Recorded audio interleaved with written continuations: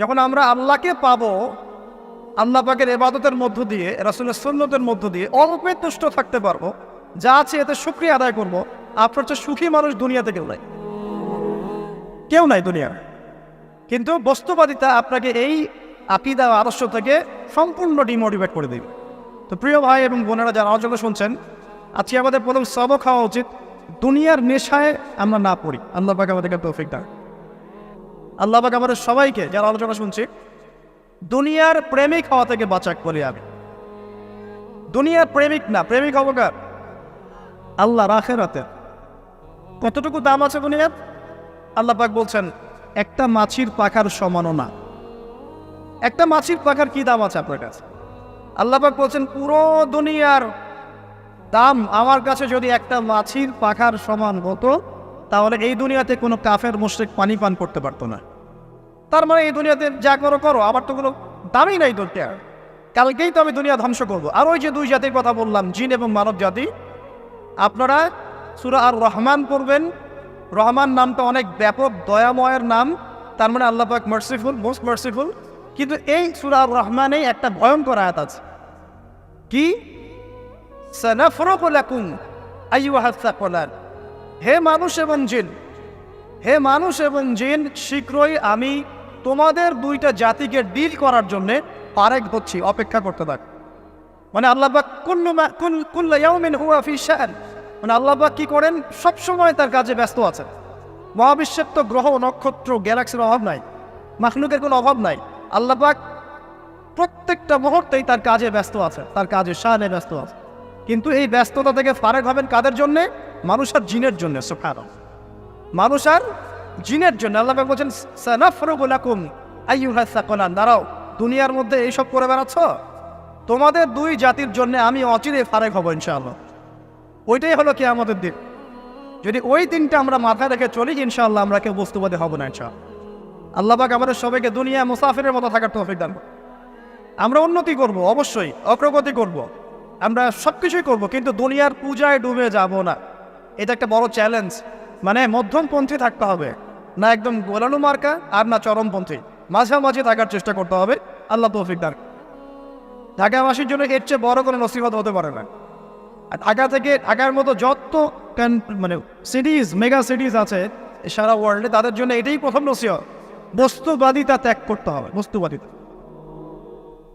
আল্লাহ পাক আমাদের সবাইকে বাকির খাতা পূর্ণ করার তৌফিক দান। এখন একটা লক্ষ্য পেলাম, কি জন্য দুনিয়া এসেছে? আপনার ইবাদত করার জন্য।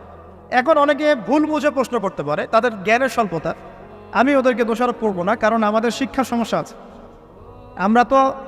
আমরা তো সবার মাঝে ইসলামিক সার্বজনীন শিক্ষা দিতে পারছি না। এই কারণে অনেকে প্রশ্ন করতে পারে, তাহলে কি সারা জীবন আল্লাহ বিল্লাহি করতে হবে?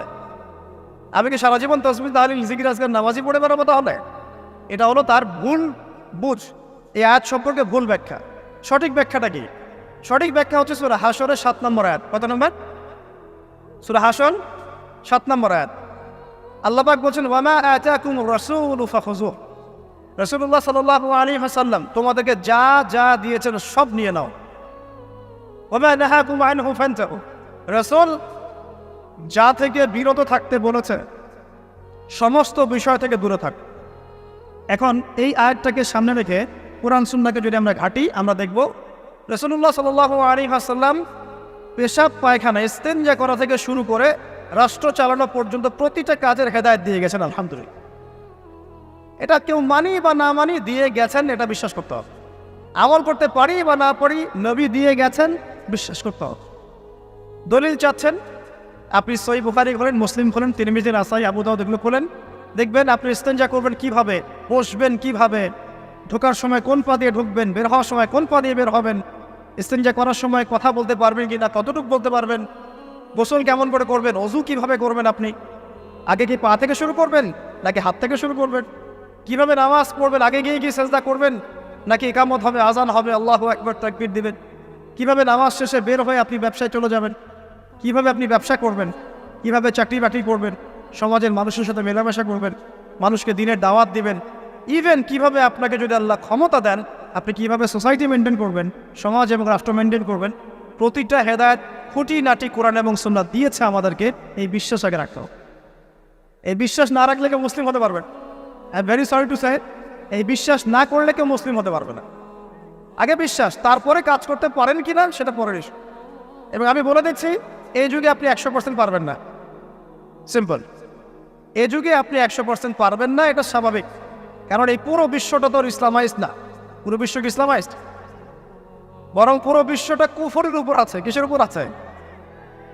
পুরো ওয়ার্ল্ডটাই কুফরের উপর আছে, পুরো ওয়ার্ল্ডটাই। একটা এক্সাম্পল আমি প্রমাণ করতে পারি, একটা এক্সাম্পল খালি। আল্লাহ পাক বলছে সূরা মুলক, রাতের বেলা পড়তে হয় না সূরা মুলক? রাতের বেলা সূরা মুলক পড়তে হয়, যে পড়বে তার কবরের আযাব হবে না ইনশাআল্লাহ। কবরের আযাব থেকে আল্লাহ পাক তাকে বাঁচাবেন ইনশাআল্লাহ। সূরা মুলক তেলাওয়াত করতে হবে রাতের বেলা। এই সূরার প্রথম আয়াতে আল্লাহ বলেছেন তাবারাকাল্লাযী, বরকতময় সেই আল্লাহ, বিয়াদিহিল মুলক, যার হাতে পুরো মহাবিশ্বের ক্ষমতা। কার ক্ষমতা?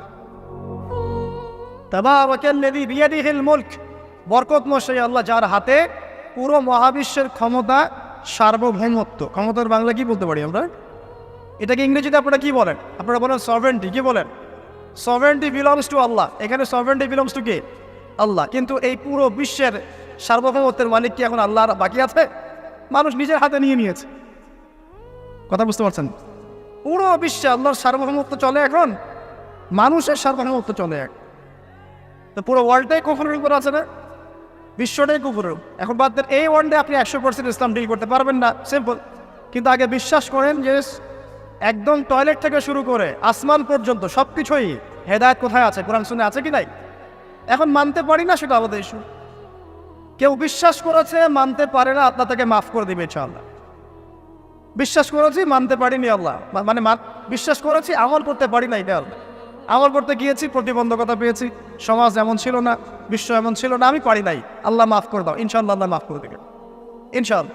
কারণ আল্লাহ পাক বলেছেন, কারো আমল নামায় যদি শিরকের পাপ না থাকে, যে কোনো গুনাহ আল্লাহ যাকে ইচ্ছা মাফ করে দেবে। আমল নামায় এখানে শিরকের পাপ রাখা যাবে না, যে কোনো গুনাহ আল্লাহ যাকে ইচ্ছা মাফ করতে পারে। বুঝাচ্ছি, মনে করেন একজন জেনা করেছেন, আল্লাহ মাফ করো। ওই জেনাকার ব্যক্তি যদি বিনা তওবাতেও মারা যায়, তওবা করে নাই, বিনা তওবাতেও মারা যায়, কাল কিয়ামতের মাঠে আল্লাহ পাক তাকেও মাফ করতে পারেন। আল্লাহু আকবার। কিন্তু একজন ব্যক্তি শিরক করেছে, তওবা না করে মারা গেছে, আল্লাহ তাকে মাফ। এখন শিরকের পাপ ছাড়া যে কোনো পাপ আল্লাহ মাফ করবেন ইনশাআল্লাহ। সো আগে আকীদা পোষণ করি যে হ্যাঁ, কোরআন সুন্নাহয় সব কিছুর সমাধান আছে আলহামদুলিল্লাহ। এখন আমি আমল করতে গিয়ে হয়তো পারছি না। এখন আমার বিশ্বাস চলমান বিশ্বের সাথে সাংঘর্ষিক হচ্ছে, এবং এই বিশ্বাসকে দমিয়ে দেওয়ার জন্যে কি করা হচ্ছে? এই বস্তুবাদিতার মতো আদর্শগুলো আপনার সামনে তোলা হচ্ছে। এখানে উত্তরটা কি? এখানে উত্তরটা হচ্ছে, দেখুন, ইবাদত মানে শুধুমাত্র নামাজ, রোজা, হজ, জাকাত নয়। ইবাদত মানে শুধুমাত্র নামাজ, রোজা, হজ, জাকাত নয়, বরং আমার জীবনের প্রতিটা সেক্টরই ইবাদত বলে কাউন্ট হবে যদি আমি সেই কাজটাকে নবীর সুন্নত অনুযায়ী করতে পারি।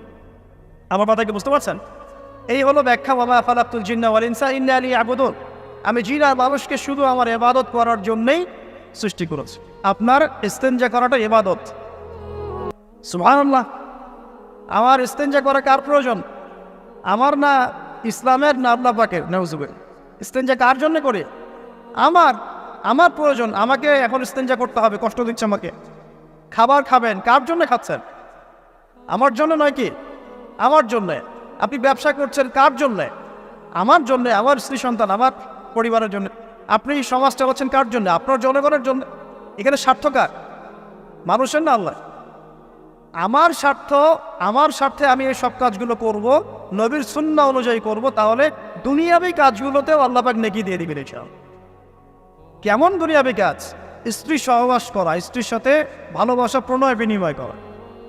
আপনি স্ত্রীর দিকে তাকিয়েছেন, নেকি হয়েছে। স্ত্রীর হাতটা ধরেছেন, নেকি হয়েছে। স্ত্রীকে আদর করেছেন, নেকি হয়েছে।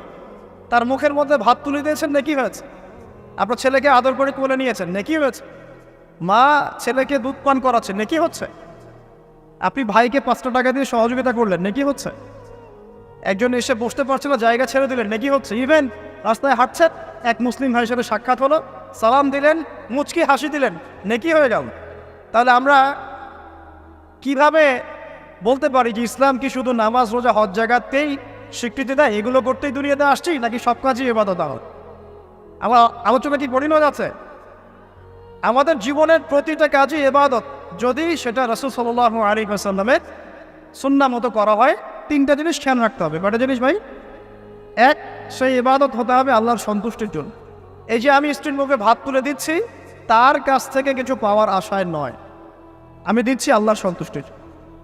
আমি যে একজন মুসলিম ভাইকে হাসি মুখে সাক্ষাৎ করলাম, ও আমাকে ভালো বলবে, পরে আমাকে হেল্প করবে, এমন এই জন্য নয়, আল্লাহ পাক সন্তুষ্ট হবেন তাই। আমি নামাজে দাঁড়িয়েছি, লোকে আমাকে ভালো বলবে এই জন্য দাঁড়াই নাই, দাঁড়িয়েছি কেন? যাতে আল্লাহ আমাকে কালকে আমাদের মঠে বাঁচাও। আমি দাড়ি ছেড়ে দিয়েছি কেন? মানুষ আমাকে হুজুর বলবে তাই, এই জন্য নয়, বরং আল্লাহ রাসূলের সুন্নাত জীবিত করেছি, ইনশাআল্লাহ আমি 50 জন শহীদ সাহাবীর নেকি পাবো ইনশাআল্লাহ। কেন আমি টাকনুর নিচে কাপড় পরছি না? কারণ কি মানুষ আমাকে বলবে নতুন ফ্যাশন? না, আমি এই কারণে পড়ছি যাতে রাসূল সাল্লাল্লাহু আলাইহি ওয়াসাল্লাম কালকে আমাদের মাঠে এই সুন্নাহর উপর আমল করার জন্য আমার পক্ষে সুপারিশ করে।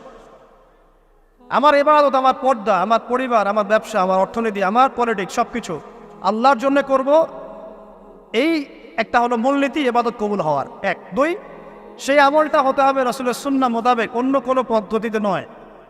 মনে করেন আমি একজন খুব বড় বুজুর্গ হয়ে গেছি, নাউজুবিল্লাহ, না আমরা এত বড় বুজুর্গ হয়ে যাই নাই, যে টাইটেলগুলো আপনারা দেন এগুলোর কোনো প্রয়োজনও নাই। এখন একজন বড় বুজুর্গ এসে যদি আপনাকে কোনো ইবাদতের পদ্ধতি শিখিয়ে দেয়, এই পদ্ধতিতে ইবাদত করো, অনেক ভালো হবে, কিন্তু ওই পদ্ধতির সাথে রাসূলের এবং সাহাবীদের পদ্ধতির কোনো মিল নাই। মুখরোচক মনে হলো, দেখতে সুন্দর মনে হলো, এবং অনেক মানুষ তা করছে, এরকম দলিল থাকলেও সেই কাজটা করা যাবে না। কারণ কি? কারণ সেই কাজটা রাসূল সাল্লাল্লাহু আলাইহি ওয়াসাল্লামের সুন্নাহ মাফিক হয়নি। আল্লাহ রাসূল করেন নাই, সাহাবীরা করেন নাই, বাস আমি করবো না। এবং ইমামরাও করেন নাই, পরবর্তী জেনারেশনে কেউই করেন নাই। এখন যত ভালো টাটকা মজা লাগুক, দেখতে সুন্দর লাগুক, বহু মানুষ করছে, এইসব দলিল ইসলাম টিকবে না। আল্লাহ পাক বোঝার তৌফিক দেন। এক নম্বর শর্ত আল্লাহর সন্তুষ্টির জন্য হতে হবে। দুই নম্বর রাসূলের পদ্ধতিতে হতে হবে। তিন নম্বর খুব ডিফিকাল্ট, তিন নম্বরটা বেশি ডিফিকাল্ট। প্রথম দুইটা পার হয়ে গেলেও তিন নম্বরে গিয়ে আমরা আটকে যাচ্ছি। আর বলবো, রাগটা করবেন না তো। তিন নম্বর হচ্ছে রিজিক হালাল হতে হবে। রিজিক হালাল হতে হবে। পশ্চিমের আদলে গড়া এই পুরো বিশ্বের বেশিরভাগ মানুষের রিজিক এখন হারাম।